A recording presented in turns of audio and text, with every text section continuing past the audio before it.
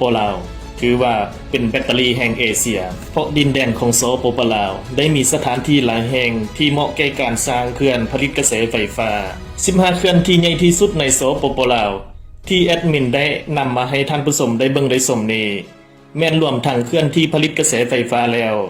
และเขื่อนที่กำลังลงศึกษาสำรวจและดำเนินการก่อสร้างอยู่ดังนั้นว่าจะมีเขื่อนใดๆเอาไปเบิ่งไปชมกันเลยลำดับ15เขื่อนดอนสะโหงมีสถานที่ตั้งอยู่แขวงจำปาสักก่อสร้างสำเร็จและเปิดนำใช้งานเมื่อปีพุทธศักราช 2563 มีขนาดกำลังการผลิตแมน 260 เมกะวัตต์ลำดับ14เขื่อนน้ำเงียด1มีสถานที่ตั้งอยู่แขวงบริคำไสก่อสร้างสำเร็จเมื่อปีพุทธศักราช 2562 มีขนาดกำลังการผลิตแมน287 เมกะวัตต์ลำดับ13เขื่อนเซกะหมาน1มีสถานที่ตั้งอยู่แขวงอัตตปือสร้างสำเร็จเมื่อปีพุทธศักราช 2559 มีขนาดกำลังการผลิตแมน322 เมกะวัตต์ลำดับ12เขื่อนเซกอง4มีสถานที่ตั้งอยู่แขวงเซกองตามแผนคาดว่าจะก่อสร้างสำเร็จภายในปีพุทธศักราช 2568 มีขนาดกำลังการผลิตแมน340 เมกะวัตต์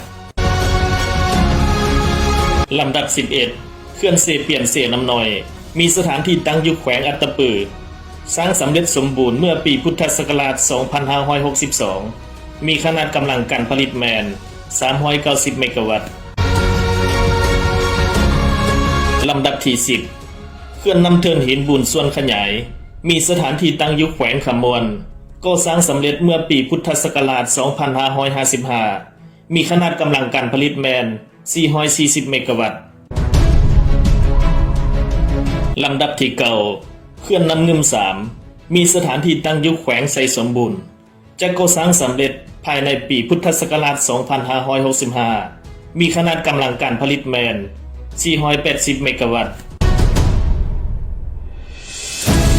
ลำดับที่8เขื่อนน้ำเงิม2มีสถานที่ตั้งอยู่แขวงไสสมบูรณ์สร้างสำเร็จในปีพุทธศักราช 2556 มีขนาดกำลังการผลิตแมน615 เมกะวัตต์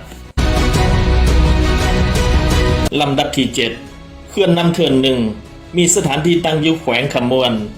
จะสร้างสำเร็จในปีพุทธศักราช 2565 มีขนาดกำลังการผลิตแมน640 เมกะวัตต์ลำดับที่6เขื่อนน้ำอู่7มีสถานที่ตั้งอยู่แขวงหลวงพระบางจะสร้างสำเร็จในท้ายปีพุทธศักราช 2564 มีขนาดกำลังการผลิตแมน680 เมกะวัตต์ลำดับที่5เขื่อนน้ำเทิน2มีสถานที่ตั้งอยู่แขวงขมวนได้สร้างสำเร็จเมื่อปีพุทธศักราช 2552 มีขนาดกำลังการผลิตแมน 1,088 เมกะวัตต์ลำดับที่4เขื่อนปากแบ่งมีสถานที่ตั้งอยู่แขวงอุดมไซปัจจุบันกำลังชะลอการก่อสร้างตามแผนแม้นจะเริ่มก่อสร้างตั้งแต่ปีพุทธศักราช 2560 มีขนาดกำลังการผลิตแมน 1,238 เมกะวัตต์ลำดับที่3เขื่อนสัญญาบุรีมีสถานที่ตั้งอยู่แขวงสัญญาบุรีได้ก่อสร้างสำเร็จสมบูรณ์เมื่อปีพุทธศักราช 2562 มีขนาดกำลังการผลิตแมน 1,260 เมกะวัตต์ลำดับที่2เขื่อนปากหลายมีสถานที่ตั้งอยู่แขวงสัญญาบุรีตามแผนแมนจะเริ่มก่อสร้างในปีพุทธศักราช 2565 และจะสำเร็จในปีพุทธศักราช 2572 มีขนาดกำลังการผลิตแมน 1,320 เมกะวัตต์ลำดับที่1เขื่อนหลวงพระบางมีสถานที่ตั้งอยู่สายแม่น้ำของแขวงหลวงพระบางจะก่อสร้างสำเร็จในปีพุทธศักราช 2570 มีขนาดกำลังการผลิตแมน 1,460 เมกะวัตต์